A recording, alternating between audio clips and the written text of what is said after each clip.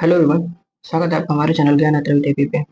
जैसा कि हम लोग पिछले वीडियो में घटना चक्र का सीरीज स्टार्ट किए थे, जो भी पूर्वावलोकन जितने भी पीआई के क्वेश्चन है उसको।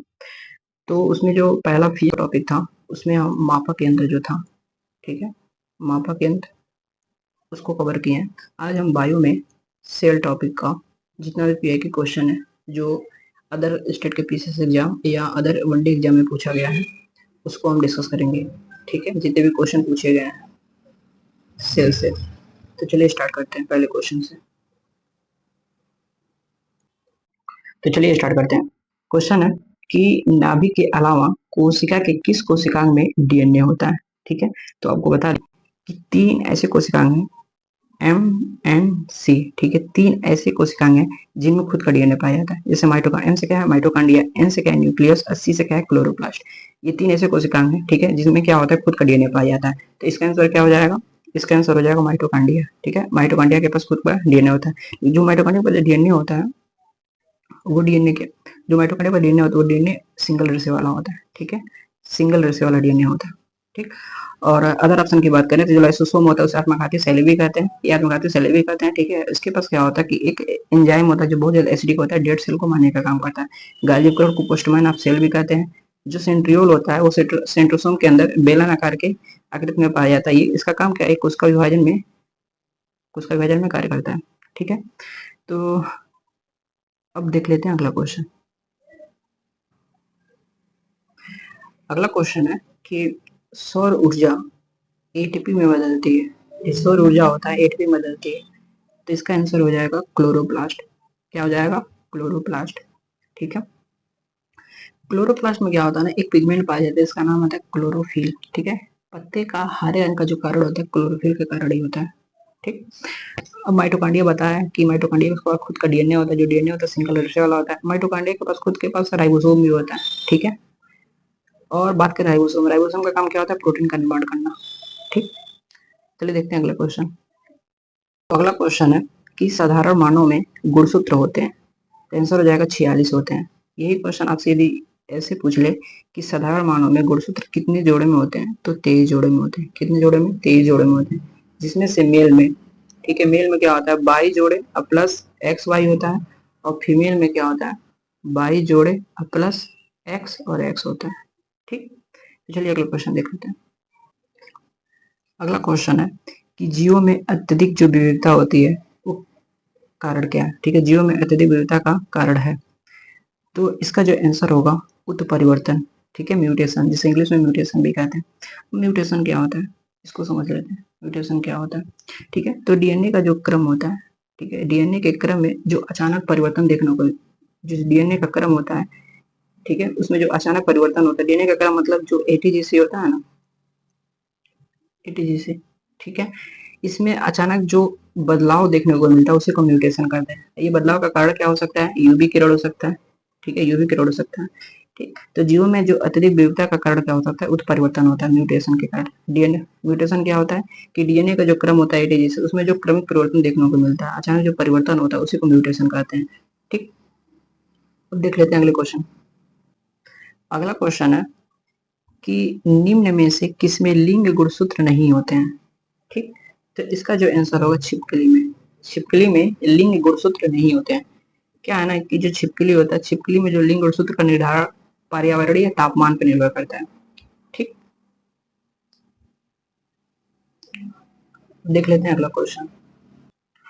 अगला क्वेश्चन पूछ रहा है कि जंतु कोशिका में, ठीक है, निम्न में से क्या अनुपस्थित होता है? निम्न में से क्या अनुपस्थित होता है?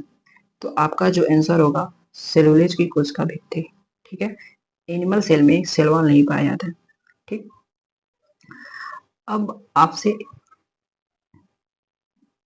अब ये देख लेते हैं कि देखो कोई भी सेल होता है, ठीक है, या तो एनिमल सेल हो या तो प्लांट सेल हो, कोई भी सेल हो, इसमें चार चीजें जरूर होती हैं। चार चीजें क्या? CCGR, इसको याद कर लीजिएगा। CCGR, ये चार चीजें, कोई भी सेल हो उसमें चार चीजें होंगी तो होंगी। ठीक है, पहला सी से क्या होता है? साइटोप्लाज्म। पहला सी से क्या होता है? साइटोप्लाज्म। साइटोप्लाज्म। और दूसरा सी से क्या होता है? जो दूसरा सी होता है सेल मेम्ब्रेन होता है। ठीक है, सेल मेम्ब्रेन होता है। और जो ये जी होता है जेनेटिक मटेरियल होता है, जिसे हम डीएनए भी कहते हैं, ठीक है। और जो आर से क्या होता है, राइबोसोम होता है, ठीक। तो एनिमल सेल हो या प्लांट सेल हो, ठीक है, कोई भी सेल हो, उसमें चार चीजें होंगी तो होंगी, क्या होंगी? तो पहला है आपका CCGR, ये ट्रिक याद रखिएगा। साइटोप्लाज्म होगा, सेल मेम्ब्रेन होगा, और जेनेटिक मटेरियल होगा, जैसे डीएनए भी कहते हैं, राइबोसोम होगा, ठीक। अब देख लेते हैं अगला क्वेश्चन क्या है।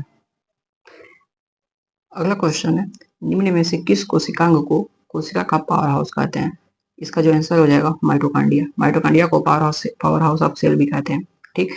और ये भी जान लीजिए माइटोकॉन्ड्रिया के बारे में। माइटोकॉन्ड्रिया क्या होता है? इसमें एक्सिशोषण होता है, ठीक है। माइटोकॉन्ड्रिया के पास खुद का डीएनए और राइबोसोम होता है। जो डीएनए होता है वो सिंगल हिस्से वाला होता है, ठीक। अब देख लेते हैं अदर ऑप्शन में। तो राइबोसोम होता है, जो राइबोसोम होता है वो क्या करता है?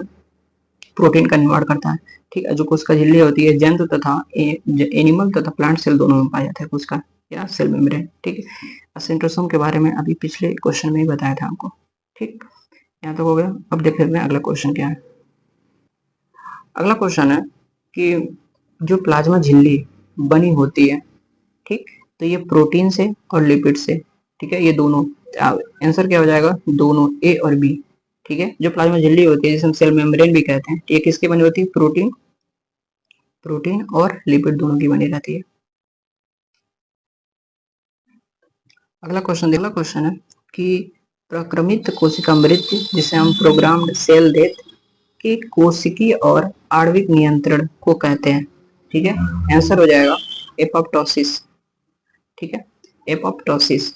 अब ये देख लीजिए कि एपोप्टोसिस और नेक्रोसिस क्या होते हैं। एपोप्टोसिस उन्हें कहते हैं जिनमें प्रोग्राम सेल डेथ, मतलब ऐसे सेल जिनकी मृत्यु अपने समय के अनुसार हो जाती है, अपने समय पर हो जाती है, हम कह सकते हैं, ठीक है। उसे हम एपोप्टोसिस कहते हैं, ठीक है। नेक्रोसिस उन्हें कहते हैं ऐसे सेल जिनकी मृत्यु उनके समय के पहले ही हो जाती है। एग्जाम्पल के तौर पे जो हार्ट अटैक आता है ना, हार्ट अटैक आता है, जिनको हार्ट अटैक आता है, हार्ट अटैक जब आता है तो हृदय की जो कोशिकाएं होती है उनकी उनकी जो मृत्यु होती है समय से पहले हो जाती है, ठीक है। इसे हम नेक्रोसिस कहते हैं।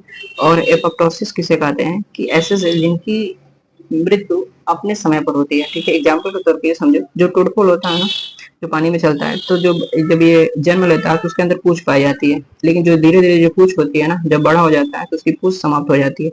तो जो पूंछ वाला सेल है अपने समय पर उसकी मृत्यु हो जाती है, ठीक। अब देख लेते हैं अगला क्वेश्चन। क्वेश्चन है कि हमारे तंत्र में अधिकतम एटीपी अणु को उत्पन्न करने वाला पद है, ठीक है। आंसर हो जाएगा क्रेब्स चक्र, ठीक।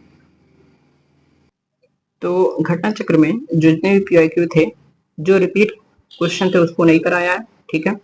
और जितने पीआईक्यू पूछे गए थे सेल टॉपिक से, सभी को कवर कर लिया गया है, ठीक है।